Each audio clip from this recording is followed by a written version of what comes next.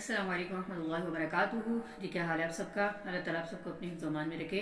कल की वीडियो में हमने हरूफ मुफ़रदात और हरूफ तहज्जी के मखारिज में अलिफ और बा को देखा था। आज हम इंशाल्लाह ता और सा को देखते हैं। चले चलते हैं हम वाइट बोर्ड की तरफ। नेक्स्ट हमारा हरफ है ता का। ठीक है, बा के बाद आता है ता।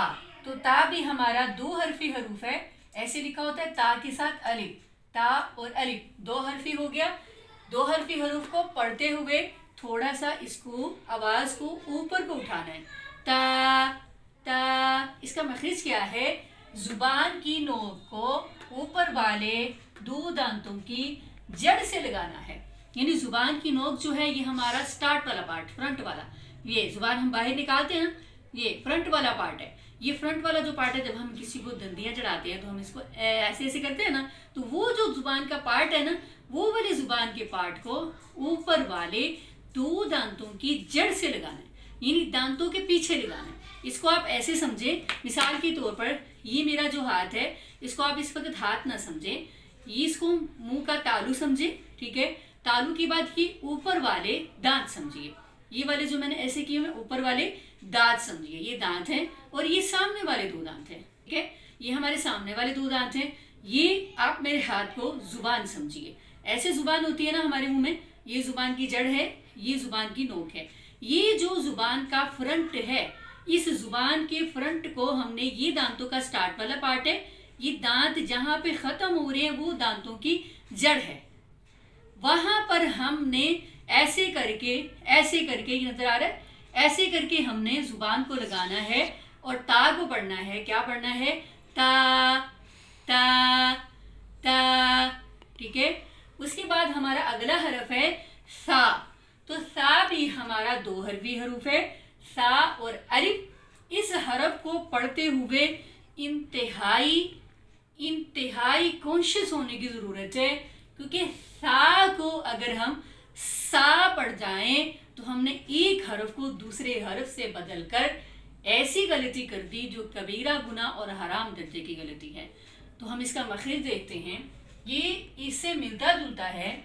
यहाँ पर हमने दो दांतों की जड़ से लगाना है, लेकिन यहाँ पर हमने दो दांतों के सिरे से लगाना है। ठीक है, सेम वही चीज आएगी जुबान की नोक वाली, यानी जुबान की नोक को ऊपर वाले दो दांतों के सिरे से लगाना है, सिरे से लगाकर। जी, तो इसका क्या मखरज है? जुबान की नोक को ऊपर वाले दो दांतों के सिरे से लगाना है। हमने किससे लगाना है? सिरे से। अब ये सिरा क्या है? जड़ और सिरे में फर्क हमने खुद करना है। हमें खुद पता हो कि जुबान की जड़ क्या है या जुबान का सिरा क्या है। इस सा को पढ़ते हुए हमेशा दो चीजों का ख्याल रखें। अगर सा को पढ़ते हुए ये दो चीजें आपकी सा में आ रही हैं तो आपका सा गलत है। नंबर 1 पे सीटी की आवाज, सीटी की आवाज नहीं होनी चाहिए, नहीं। नंबर 2 पे सख्ती से नहीं पढ़ना, सख्ती से नहीं पढ़ना, सख्ती से नहीं पढ़ना। ठीक है, ये चीज भी नहीं होनी चाहिए। सीटी की आवाज के साथ नहीं पढ़ना, सख्ती से नहीं पढ़ना, बल्कि कौन सी आवाज के साथ पढ़ना है? नरमी के साथ पढ़ना है। कौन सी आवाज के साथ पढ़ना है? नरमी के साथ, नरमी के साथ पढ़ना। आप नरमी के साथ कैसे पढ़ेंगे? जैसे मैंने आपको पहले ता का मखरज बताया है, वैसे ही अब मैं आपको सा का मखरज बता रही हूँ। ये मेरा जो हाथ है, इसको आप मेरा मुंह यानी तालू और इसको दांत समझिए। ये सामने वाले दांत हैं, तो इसमें हमने सामने वाले ये बड़े दो दांत लेने हैं। ये मेरी जुबान है। ता में हमने यहाँ पीछे लगाई है, लेकिन सा में हमने जुबान यहाँ लगानी। समझ आ रही है? यहाँ लगानी है, फिर सा हमारा ठीक होगा। कैसे पढ़ना है?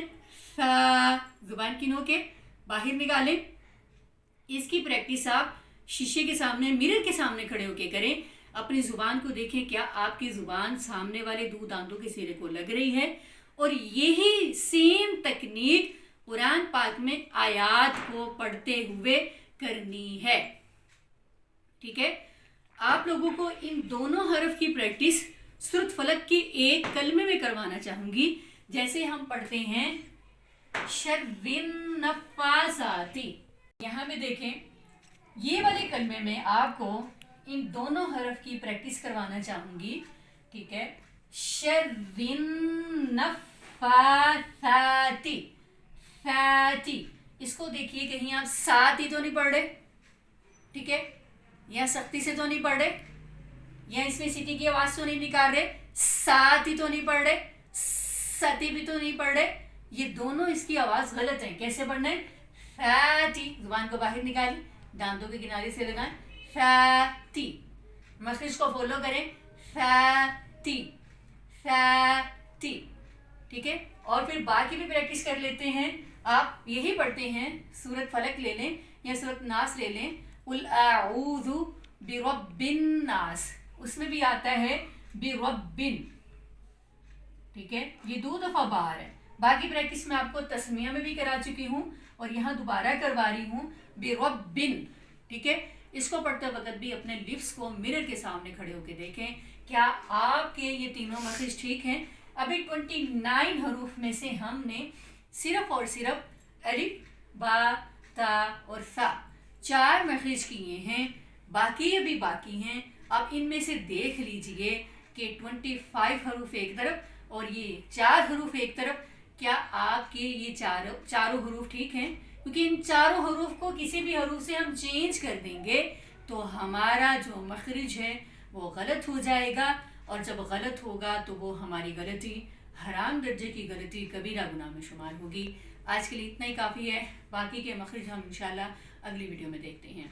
सुब्हानकल्लाहुम्मा व बिहम्दिका, अशहदु अल्ला इलाहा इल्ला अंता, अस्तगफिरुका व अतूबु इलैक। अस्सलामु अलैकुम व रहमतुल्लाहि व बरकातुहू। वरत्तिलिल क़ुरआन तरतीला।